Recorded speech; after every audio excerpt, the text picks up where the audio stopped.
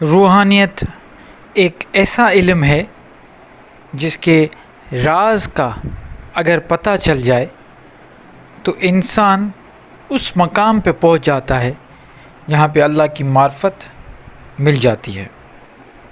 روحانیت ایک باطنی علم ہے، ایک ایسا علم جو ظاہری طور پہ تو نظر نہیں آ رہا، لیکن جب ہم اپنے اندر جھانکتے ہیں اور اپنا ہی مشاہدہ کرتے ہیں تو پھر ہم سمجھنے کے بعد، اپنے آپ کو سمجھنے کے بعد وہ مقام حاصل کر لیتے ہیں۔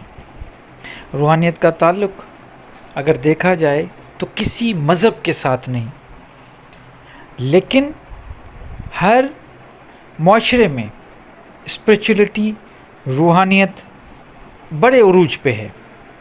ہر معاشرے میں آپ کو روحانیت ملے گی، چاہے آپ اسلام مسلم سوسائٹی میں بھی آپ دیکھیں گے تو روحانیت ملے گی تصوف کی صورت میں، اگر ہندوازم میں دیکھیں گے تو وہاں پہ بھی آپ کو روحانیت ملے گی۔ یہی روحانیت آپ کو کرسچینٹی میں ملے گی، چاہے کوئی بھی مذہب دیکھ لیجئے، آپ کو وہاں پہ روحانیت ملے گی، کیونکہ یہ روحانیت کا تعلق کسی مذہب سے تو نہیں ہے۔ روحانیت کا تعلق انسان کے اپنے وجود کے ساتھ ہے، کیونکہ یہ جو انسان کا وجود ہے جو ظاہری نظر آ رہا ہے، اس کا ایک راز ہے جس کو سمجھنا ہے۔ جو اس راز کو سمجھ لیتا ہے، جسے روحانیت کا راز کہا جاتا ہے، وہی کامیاب ہوتا ہے۔ اور اس راز کو سمجھنے کے لیے، روحانیت حاصل کرنے کے لیے سب سے پہلا جو قدم ہے اس راز کو پانے کا، وہ یہ ہے کہ انسان اپنا تزکیہ نفس کرے، اپنے آپ کو اس قابل بنائے۔ جب تک انسان خود کو قابل نہیں بنائے گا تو پھر وہ چیز حاصل کیسے کرے گا؟ ایک تو چیز نظر ہی نہیں آ رہی، ایک تو باطن میں چیزیں نظر ہی نہیں آ رہی۔ ظاہری اگر آپ کو کچھ نظر آتا ہے تو اس کو حاصل کرنا تھوڑا آسان ہو جاتا ہے، لیکن ایک چیز انسان نظر ہی نہیں آ رہی، اس کو حاصل کرنا اتنا آسان نہیں ہے۔ تو اس کو حاصل کرنے کے لیے سب سے پہلا ہے کہ ایک کامل مرشد آپ کے پاس ہونا چاہیے، جس کی نظر آپ کو وہاں تک پہنچا دے، کیونکہ سچا اور کامل مرشد کی یہی ایک خاص جو کوالٹی ہے، وہ یہ ہے کہ وہ اپنے مرید کو زیادہ مشقت نہیں کرواتا، کیونکہ اگر اس نے خود اتنے مشاہدے کیے ہوئے ہیں اور اتنی محنت کی ہوئی ہے تو وہ سوچتا ہے کہ جو منزلیں روحانیت کے میں پار کر کے آیا ہوں، اب ڈائریکٹ وہ فیض میں اپنے مرید کو دے دوں۔ اگر میں اس کو وہی مشقت مطلب زیرو سے سٹارٹ کرواؤں تو پھر ایک مرشد کا فائدہ کیا ہوا؟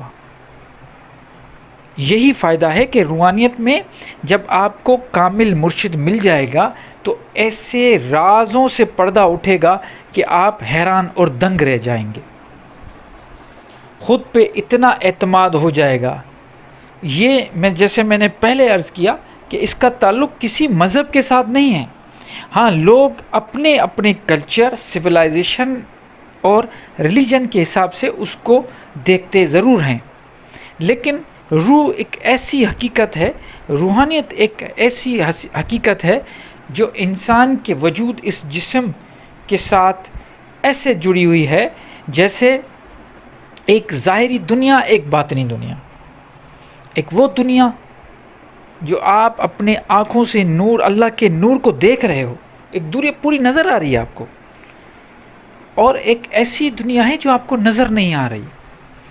جیسے روحانیت میں 18,000 جہان بتائے جاتے ہیں، جن میں اکثر آپ نے نام سنے ہوں گے، ناسوت، یہ ناسوتی دنیا، اس کے بعد ملکوت، جبروت، لاہوت، یاہوت، ایسے بہت سارے 18,000 ایسے جہان ہیں۔ تو وہ سب آپ کو نظر نہیں آئیں گے۔ بالکل اسی طرح لطائف ہیں، لطائف آپ کو نظر نہیں آتے، لیکن ان کو تصوف میں آرگنز کی حیثیت دی گئی ہے، روح کے آرگنز کے، روح کے عضوے جیسے ہوتے ہیں، ایسے لطائف کو بھی بتایا گیا. یہ بھی ایک روحانیت کا راز ہے. نفس، روح، قلب، سری، اخوا، خفی، سلطان اسکار، یہ جو بھی لطائف آپ نے سنے ہیں یہ آپ کو نظر نہیں آتے. آپ نے آج تک دیکھے؟ بالکل نہیں دیکھیں. جیسے جسم کے عضو ہیں آپ دیکھ رہے ہو، ہاتھ ہیں، کان ہیں، ناک ہے، آنکھیں ہیں، سب کچھ نظر آ رہا ہے، لیکن روح کے جو ایک راز ہیں یہ نظر نہیں، کیونکہ روح خود باطن ہے، وہ خود نظر نہیں آتا. ان سب چیزوں کو باطنی علم کے ذریعے حاصل کیا جاتا ہے. یہ سب کچھ ہمیں حاصل ہوتا ہے، اور حاصل کرنے کے لیے خود کو تیار کرنا پڑتا ہے. اگر کامل مرشد مل گیا تو یہ تو اللہ کی توفیق ہے، کیونکہ یہ روحانیت کا سلسلہ سینہ بسینہ چلتا ہے. آپ نے یہ لفظ ضرور سنا ہوگا. ایک چراغ جب جلتا ہے تو اسی چراغ سے چراغ جل رہے ہیں. یہ تو یہ ایسا نہیں ہے کہ یہ ایک چیز کسی کے پاس آ گئی، نہیں، یہ آنے کے بعد پھر وہ دوسرے کے بعد کنورٹ ہوگی، پھر تیسرے کے پاس کنورٹ ہوگی. یہ چیزیں چلتی رہیں گی اور سینہ بسینہ علم ملتا رہے گا. اس لیے کامل مرشد اگر مل گیا تو یہ تو بہت بڑی کامیابی ہے. اگر نہیں تو پھر زیرو سے سٹارٹ کرنا پڑے گا. مہاتما گوتم بدھ، سدھارتھ کا آپ نے نام سنا ہوگا. انہوں نے کیا کیا؟ کس چیز کی تلاش تھی؟ اس بندے کو کس چیز کی تلاش تھی؟ حالانکہ وہ ایک بادشاہ کا بیٹا تھا، اس کے پاس دنیا کی ہر آسائشیں موجود تھی، لیکن پھر بھی اس کا روح بے چین تھا. اس نے اپنے جوان بیوی اور بچہ جو اس کا بیٹا تھا، چھوٹا بیٹا، بالکل، وہ کوئی کہتا ہے 1 سال کا تھا، کوئی کہتا ہے 6 مہینے، وہ چھوڑ کے اور جنگل میں چلا گیا، صرف یہ دیکھنے کے لیے کہ روحانیت کیا ہے. اور جب اس کو حقیقت کا تھوڑا اندازہ ہونے لگا تو بس اس نے ایک چیز پکڑ لی جو آج تک اس کے بھکشو جو ہیں، جو اس کے فالوور ہیں، اسی کو پکڑے ہوئے ہیں. وہ یہی ہے کہ انا کو ختم کرو، خودی کو ختم کرو، اپنے آپ کو. یہ جو ہم کہتے ہیں نا کہ میں، تو وہ کہتا ہے کہ اپنی کوئی ذات ہی نہیں، جس کو ہم تزکیہ نفس بھی کہتے ہیں، جس کو ہم اپنی انا کو مارنا. کیونکہ شیطان نے سب سے بڑا جو گناہ کیا تھا وہ یہ کیا تھا کہ اس نے نافرمانی کی تھی. اس نے یہ کہا تھا کہ میں بہتر ہوں، خود کو بہتر سمجھنا. تو روحانیت کا مطلب یہ ہے کہ خود ہی کو مارنا، اپنے آپ کو ختم کر کے، جیسے کہتے ہیں کہ فنا ہونا، فنا ہونے کے بعد پھر بقا. یہی تو روحانیت کے سارے راز ہیں. جب فنا ہوں گے تو بقا ملے گی، اور بقا کا مطلب ہے کہ ابدی زندگی، ہمیشہ کے. خود کو مٹا کے دیکھو. جب انسان خود کو مٹا دیتا ہے، ختم کر دیتا ہے، خود ہی ختم کر دیتا ہے، انا ختم کر دیتا ہے، خود پسندی اس میں نہیں رہتی، اور جینے کا سلیقہ اس کو اس طرح کا آ جاتا ہے کہ وہ دوسروں کے لیے جینا شروع کرتا ہے، اور اپنی خوشی حاصل کرنے کے لیے دوسروں کو خوش کرتا ہے. کوئی ایسا بندہ ملے آپ کو جو دوسروں کو خوش کر کے ان دوسروں کی مسکراہٹوں میں، دوسروں کی خوشیوں میں اپنی خوشی ڈھونڈے. یہ ہے روحانیت کے راز. اپنے آپ کو، وہ اپنی ہستی کو بھلا دے کہ نہیں، میں کیا، میں تو کچھ بھی نہیں. سامنے والے کو اللہ کا مظہر سمجھے. جو کچھ اس کو نظر آ رہا ہے یہ اللہ کا نور ہے. اگر کوئی بندہ اپنے آپ کو اس طرح ختم کر کے، اور سب کائنات میں جو کچھ اس کو نظر آ رہا ہے وہ اللہ کا نور اور اللہ کا مظہر کر کے جب چلے گا تو وہ بڑی قدر کرے گا، اللہ تعالیٰ کی قدر کرے گا. اور اللہ تعالیٰ کی قدر یہ ہوگی کہ وہ خود کے لیے، دوسروں کے لیے جیے گا، آسانیاں پیدا کرے گا. وہ اتنی آسانیاں پیدا کرے گا لوگوں کے لیے، اللہ کی مخلوق کے لیے. اللہ کی مخلوق میں کوئی بھی چیز آ سکتی ہے، جانور، پرندے، ہر چیز آ سکتی ہے، اس کے لیے آسانیاں پیدا کرے گا، کیونکہ اس کو محبت، اس کے دل میں صرف اور صرف محبت ہوگی. وہ بالکل اس کا مزاج نرم ہو جائے گا، اور وہ اس کی جو نگاہ ہوگی وہ جب دیکھے گا اس کی انرجی، اس کا اورا پاور اتنا زیادہ پاورفل ہو جائے گا کہ لوگ اس کے آس پاس آ کے بیٹھ جائیں گے۔ مہاتما گوتم بدھ کے ساتھ بھی یہی ہوا تھا، جب اس نے خود ہی اپنے آپ کو مٹا دیا اور دوسروں کے لیے جینا شروع کر دیا، اور اس نے یہ بتایا کہ سب سے بڑا مسئلہ ہے خود کو مارنا۔ تو اس کے بعد جب اس نے بولنا شروع کیا تو آس پاس جہاں پہ بھی، جس بھی گاؤں میں وہ بیٹھ جاتا تھا، آس پاس لوگ، نوجوان، بچے، بوڑھے آ کے اس کو سنتے تھے۔